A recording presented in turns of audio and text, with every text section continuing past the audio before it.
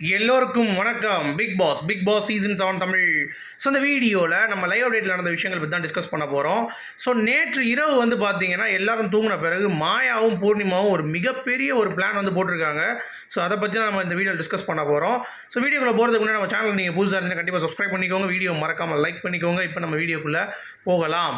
So நள்ளிரவில் எல்லாம் தூங்கின பிறகு இரவோடு இரவாக ஒரு பிளான் வந்து போடுறாங்க மாயாவும் பூர்ணிமாவும். ஸோ ஏற்கனவே நான் சொல்லியிருந்தேன், மாயா பயங்கரமாக இன்ஃப்ளூயன்ஸ் பண்ணியிருக்காங்க பூர்ணிமாவை to take the cash box. கண்டிப்பாக நீ எடுக்கணும், நீ எடுக்கலைன்னா நான் எடுப்பேன், நான் எடுத்தா நீ ரன்னர் வரைக்கும் நீ புஷ் பண்ணு, நீ எடுத்தனா நான் வெளியே வந்து ரன்னர் வரைக்கும் புஷ் பண்ணுறேன் அப்படின்ற மாதிரி வந்து பார்த்தீங்கன்னா பயங்கரமாக வந்து மாயாவும் பூர்ணிமா வந்து ஒரு பிளான் போட்டுட்ருக்காங்க. அதில் பூர்ணிமா திருப்பியும் வந்து மாயாவால் இன்ஃப்ளூயன்ஸ் ஆகியிருக்காங்க. ஆனால் இந்த வட்டம் நல்லது நடந்திருக்கு. என்ன அப்படின்னா 16 லட்ச ரூபா காசு எடுத்து போயிருக்காங்க அவங்களுடைய இன்ஃப்ளூயன்ஸில். ஸோ இதுதான் மாயா பூர்ணிமாவுக்கு பண்ண ஒரு முதல் நல்ல விஷயம் அப்படின்னு சொல்லி நம்ம சொல்லிக்கலாம்.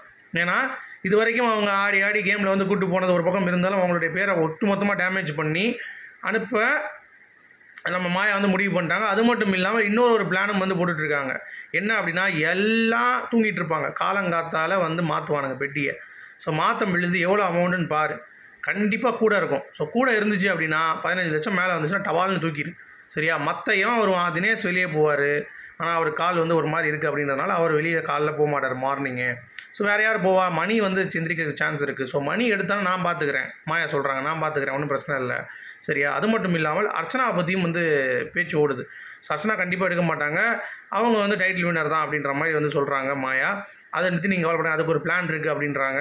என்னடா அது அப்படின்னு சொல்லிட்டு யோசிக்கிறாங்க. நான் அப்புறம் சொல்கிறேன் அப்படின்னு சொல்லிட்டு அர்ச்சனா என்கிட்ட பழகிறதெல்லாம் இப்போ நல்லாயிருக்கு.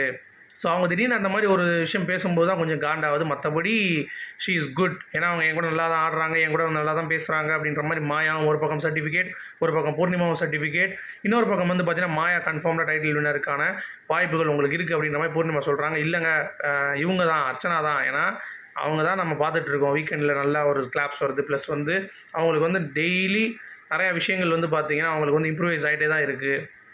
இன்றைக்கி கூட விசித்ராமா வந்து சண்டை போட்டு அவங்களுக்கு வந்து பாயிண்ட் ஏற்றி விட்டாங்க அப்படின்ற மாதிரி சொல்கிறாங்க. இல்லைங்க, எனக்கு என்னமோ வேறு மாதிரி தோணுது அப்படின்ற மாதிரி பூர்ணிமா சொல்கிறாங்க. என்ன அப்படியா அப்படின்ற மாதிரி கேட்க, ஆமாம் அப்படின்ற மாதிரி சேர்ந்து படுத்துக்கிட்டே டிஸ்கஸ் பண்ணிகிட்டு இருக்காங்க. அதுக்கடுத்து வந்து சரி இப்போ என்ன பண்ணலாம் அப்படின்ற மாதிரி சொல்கிறீங்க, நீங்கள் எடுக்க போகிறீங்களா எப்படி அப்படின்னு சொல்லி கேட்குறாங்க. நான் கண்டிப்பாக எடுக்க தான் போகிறேன், இப்போ நீங்கள் எடுக்கலாம் நான் கண்டிப்பாக எடுத்துருவேன் அப்படின்ற மாதிரி மாயா ஒரு பக்கம் சொல்ல, இல்லை நான் யோசிக்கிறேன், உங்களுக்கு இன்னும் டைம் கொடுங்க அப்படின்ற மாதிரி சொல்கிறாங்க. ஸோ கண்டிப்பாக நாளைக்கு காலைக்குள்ளே தான் உங்களுக்கு டைம், அதுக்குள்ளே நீங்கள் எடுங்க, அப்படி இல்லைனா நான் வந்து எடுத்துருவேன். ஸோ அப்படி நம்ம விட்டோம்னா வேறு யாராவது எடுக்கிறதுக்கு சான்ஸ் இருக்குது. அப்புறம் வந்து எதுவுமே கிடைக்காம போயிடும். ஸோ நம்ம 2 பேரில் யாராவது ஒருத்தவங்க வெளியே போயிட்டு ஒருத்தவங்க அவங்கள புஷ் பண்ணணும் அப்படின்றத பேசிக்கிட்டாங்க. சரி நான் வெளியே போகிறேன், காலைல நான் எடுத்துடுறேன், 15 லட்சம் வந்தால் எடுத்துடுறேன் மாதிரி பூர்ணிமா சொல்ல, சரி ஓகேன்னு சொல்லி முடிவு பண்ணிட்டாங்க. ஸோ காலங்காத்தால் எப்போ வந்து அந்த 15 லட்சம் வருதோ அப்போ உடனே போய் பூர்ணிமா கை வச்சுருவாங்கங்க. யார் எவனுக்கும் வந்து வாய்ப்பு கொடுக்க மாட்டாங்க அப்படிங்கிறது தெளிவாக தெரிஞ்சிருச்சு. சரியா? அது மட்டும் இல்லை, நீங்கள் ஓட்டிங்கை பற்றி கவலைப்படாதீங்க. சரியா? நான் வெளியே போயிடுவேன், வெளியே போய் பிஆர் இருக்குது, அழகாக முடிச்சு விட்ருவோம். சரியா? நீங்கள் இப்போ ரன்னர் அப்பில் இருப்பீங்க, இன்னும் கொஞ்சம் நான் வெளியே போய் புஷ் பண்ணேன், என்னுடைய ஓட்டர்ஸ் இருக்காங்க, நிக்சனுடைய ஓட்டர்ஸ் இருக்காங்க, ஜோவிகா அது இதுன்னு எல்லோரும் இருக்காங்க. ஸோ அவங்கள வச்சு நம்ம வந்து பார்த்திங்கன்னா பிளான் பண்ணி கரெக்டாக எக்ஸிக்யூட் பண்ணுவோம். அப்படியே சப்போர்ட் பண்ணலைன்னா இன்னும் சில வச்சு நான் வந்து பண்ணுறேன், உங்களுக்காக நான் பண்ணுறேன். வெளியே நீங்கள் கவலையே படாதீங்க, நீங்கள் இருந்தால் மட்டும் போதும், நீங்கள் வந்து நான் டைட்டில் வின்னர் ஆக்குறேன் அப்படின்ற மாதிரி பூர்ணிமா வந்து பார்த்தீங்கன்னா வேறு லெவலில் ஒரு மோட்டிவேஷன் வந்து கொடுத்துருக்காங்க மாயாவுக்கு.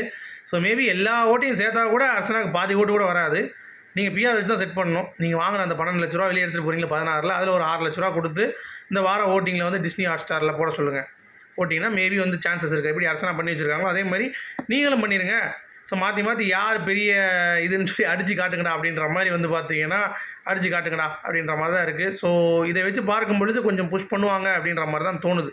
சரியா? பூர்ணிமா வெளியே போயிட்டு மாயாவுக்கு ஓட் பண்ணுறதுக்கு நான் கேம்பெயின் பண்ணுவேன் அப்படின்ற மாதிரி சொல்கிறாங்க. ஸோ வெயிட் பண்ணி பார்க்கலாம். உங்களுடைய கருத்துக்கள் சொல்லுங்கள். மீண்டும் சந்திப்போம். Good bye.